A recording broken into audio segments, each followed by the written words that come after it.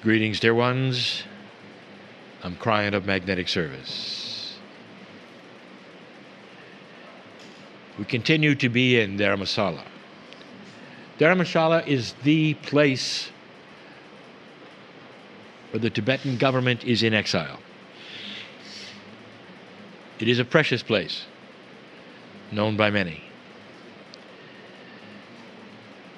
And it's a good place for me to continue a discussion. And the discussion is about a revealed Akash. Now, dear ones, we do not always or even often go into an advanced state of training or information, because you get into the issue of a multidimensional teaching. It is so difficult to describe the oneness that truly is attainable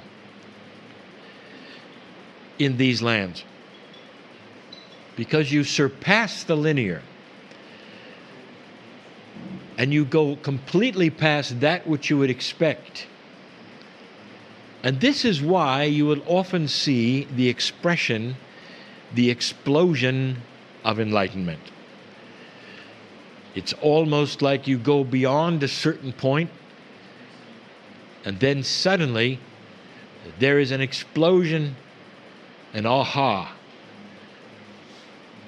And you will find yourself thinking differently, perceiving differently, and all things change inside you. And that is what this land is known for. The achievement of the nirvana, that which is the oneness with everything, in such a way that you are in touch fully with the peace of God inside. The last time we were together, I spoke of the Akash. I gave you hints of how it works. It is a soup of remembrance. It is not linear.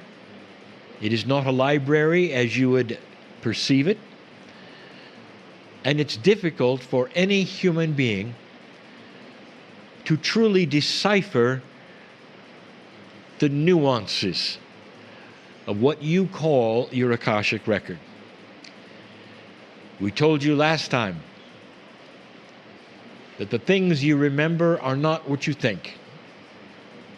They are not the faces or the times or the events, but they're more of the emotions and the senses, the smells,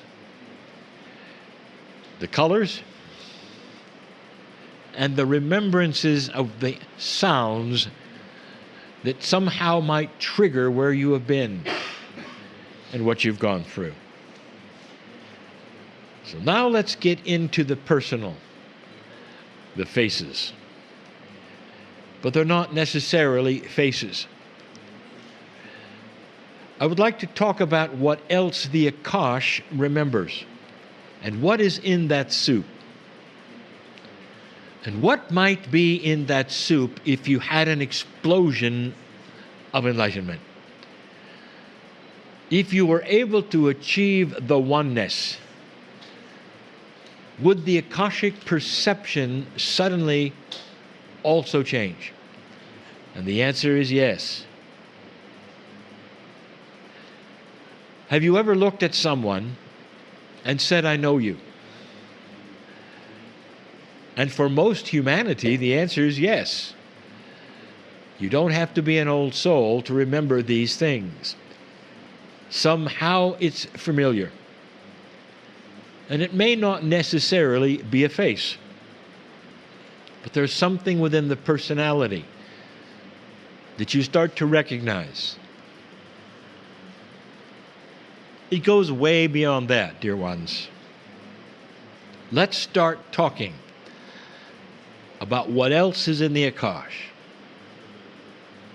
When I spoke to the group in Delhi,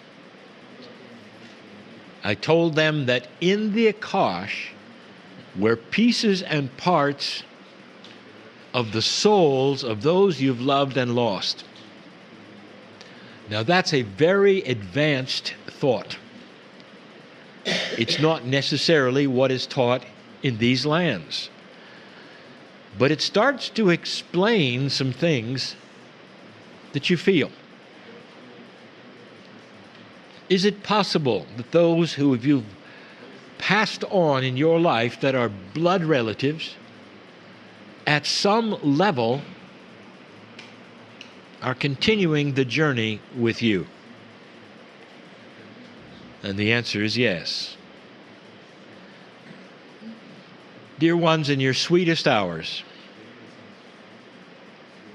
for those of you who've lost your parents, do you find yourself talking to them? Do you find for a moment that there may be an awakening, a doorway where you feel them in a very precious way? The Akash hides so much, and the more you are in touch with the oneness of yourself, the more obvious these things become.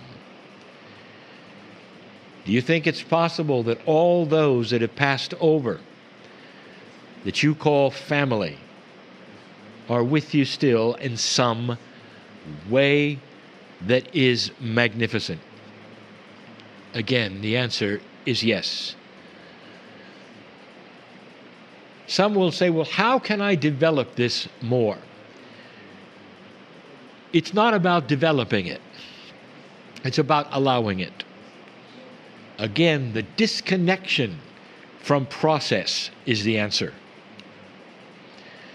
The disconnection from linearity is the answer. For you sit and ponder the fact that inside you could very well be a piece and a part of that which you thought you had lost in them. And it is there, because that is an elegant system. It's a system of enlightenment. There are so many humans that would never, ever feel this, or even believe it. But we present it to you so that you can at least examine it for its reality, its truthfulness, and also apply it to perhaps what you felt on your own with those you've loved and lost. The system exists for a reason. The system of the Akash, in its very basic form, exists for karma.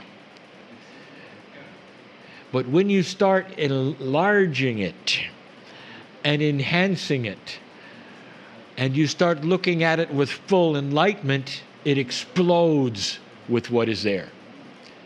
And suddenly you realize there's so much there in remembrance of good things, of challenges, and also of the family which is there. Why is it put there? Dear ones, it is put there so that as you start examining these things in the light of oneness, in the explosion that you are calling that which is enlightenment, it soothes your soul. It's a help for humanity that cries for those who they've lost, who wishes that they would be back. This is a magnificent gift for you, to know that you are never alone, and that a piece and a part of your family arrives with you as soon as they pass over. Within a 3-day period, it begins. I have a challenge for you, for all listening to this. Could you begin to teach your children early that the day that you close your eyes in what is called death and transition, that you pass partly into them so they'd never be alone? A child who starts to hear this early will start to accept it and have a better pathway to an enlightened state of the Akash, expecting to feel it, knowing you're there, and the comfort that you're not gone. Is this too strange for you to tell the children? Can you see the sense in it, where they would then expect this and be comforted by it and know the truth of it and cognize it as something that is real? Let's go to the next step. And this is one that not all will achieve. But in the evolution of the Akashic awareness, there's something else. You may have heard that specifically in this land, that there are some who become fully aware and know of their next incarnation. Now that would require, would it not, an extended Akash. If I took you back to the original teaching, many years ago, we taught of the cave of creation, that your Akash and how it is stored on the planet never leaves this planet. In transition, you move to that which we have metaphorized as the cave of creation, and you leave the essence of your Akash in what we have also metaphorized as a crystalline substance. And you pick it up again when you return. It never leaves the planet. It belongs to the planet. Gaia knows who you are.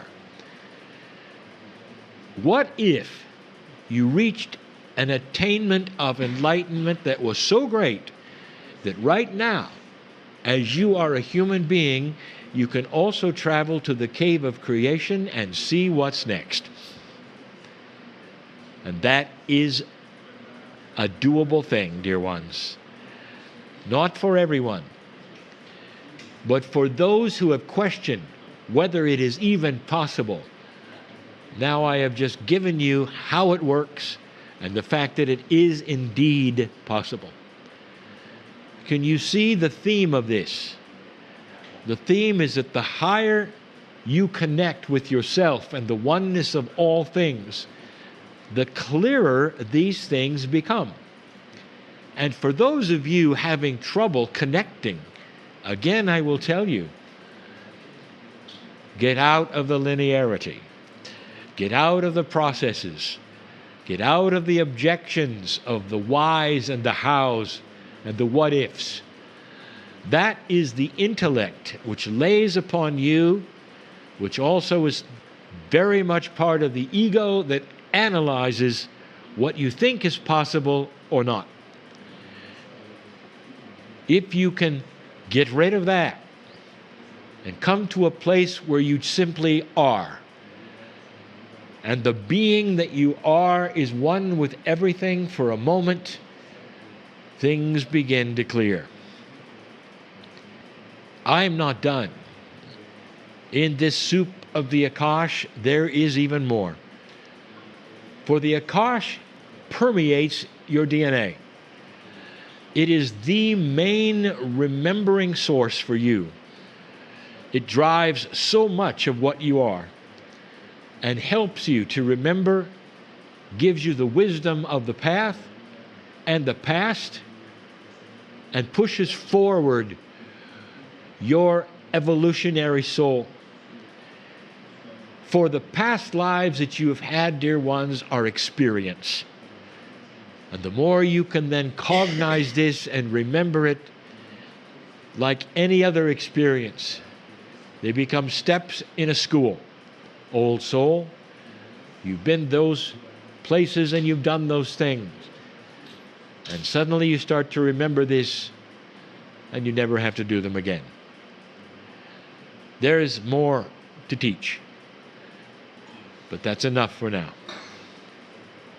Enjoy this monastery where these things are taught and where there are those who become one with everything. And so it is.